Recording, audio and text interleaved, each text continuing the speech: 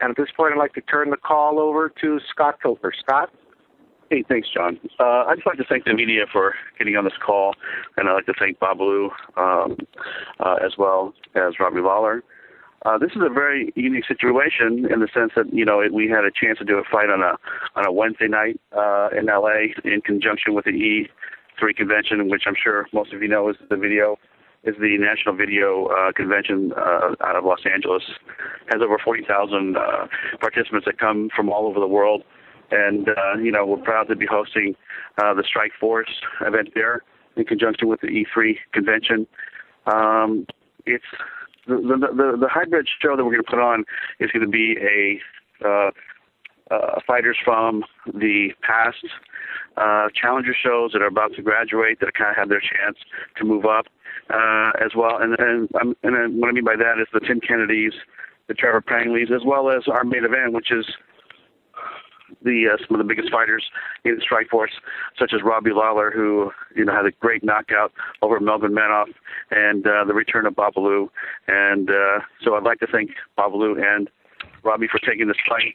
And on June 16th, on Wednesday night, it starts at 8 o'clock p.m.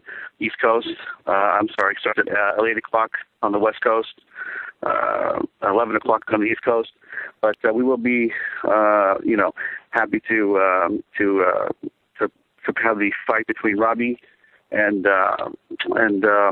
Babalu. And we're looking forward to a great fight. That fight's going to have a lot of implications.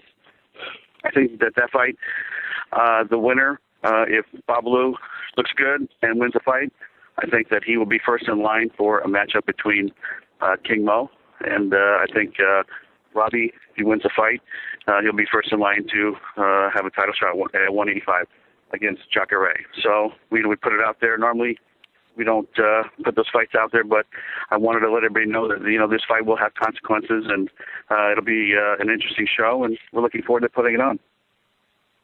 Okay, thanks, Scott. At this point, we'll get some opening comments from the athletes. We'll start with Robbie Lawler. Robbie, how's training going? What are your thoughts going into this fight? And belated congratulations on your tremendous comeback victory over Melvin Manoff in your last start. Thanks. Training's going good. I'm down in Arizona for this fight camp. Just working real hard and working on my skills, and looking forward to putting on a good show. That's it.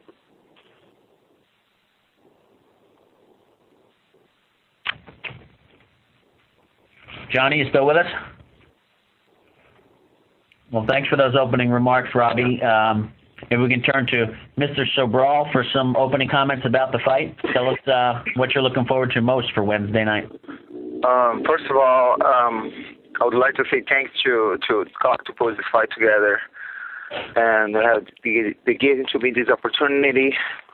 Let's say Robert to agree to fight me in his catchweight, and let him an opportunity to fight again. And I mean, I look forward to this fight. It's gonna be in California in my backyard, and then I'm gonna bring a lot of fans and it's in Los Angeles. It's a hurricane, and a lot of people. It's a place where you can want to be seen. So it'll be a good match.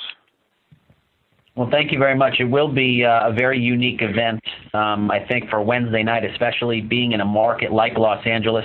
From Showtime's perspective, we're excited to televise this fight card, a really special one, as Scott had alluded to, a hybrid of the top fighters in the league as well as some of the best up-and-comers. So thanks, guys, for being a part of it and fighting a special catchweight fight.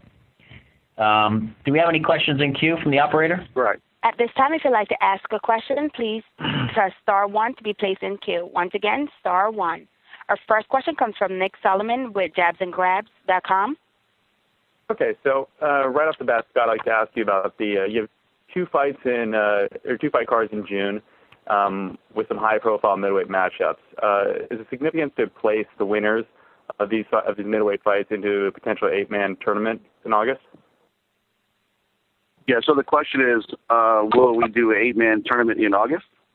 Well, no. The question is, with all the middleweight matches that you guys are having in this next month, is it so that the winners of those fights will be in a potential tournament if the J.H. Shields cannot have his contract renewed with Strikeforce? You know what? That's still to be determined. That hasn't been mapped out 100%, but we'll probably have an announcement in the next 10 days or so. Okay. And also, something you just said that was somewhat of an interesting point was, you said Babalu could potentially face King Mo, but recently he was quoted as saying that that was a fight that he would not want to do because of their relationship as friends and training partners. How would I would, Bob. You know, is that Richard? Is that something that is still the case? Yes and no. I mean, for what it's worth, if the question is, are we looking for a fight with Mo? With all due respect, the answer is no, because of our relationship with Mo. If that's the fight on the table that the fans are clamoring for, then we'll do what we have to do. If the question is who do we want to fight, I can easily answer that question, and the answer to that question is Dan Henderson and Gegard Mousasi. Okay, these are all very informative. Thank you guys very much for that. One final question would be, as far as Jacare goes, you said that Robbie Lawler would face him for the title, even though so Jacare absolutely locked to fight for the title next, regardless. I think Jacare, and again, this depends how things shake out with Jake, and if things continue the way they're going, and we end up in a situation where we're looking for a 185-pound champion, I think Jacare and Robbie, based on his performance, would be the number 1, number 2 seed in that slot. Okay, thank you, gentlemen, for your time, and best of luck on a good show. Our next question on the line comes from Alexander Oxidine with Shoot Media. Yeah, how you doing, guys? All right, glad to hear it.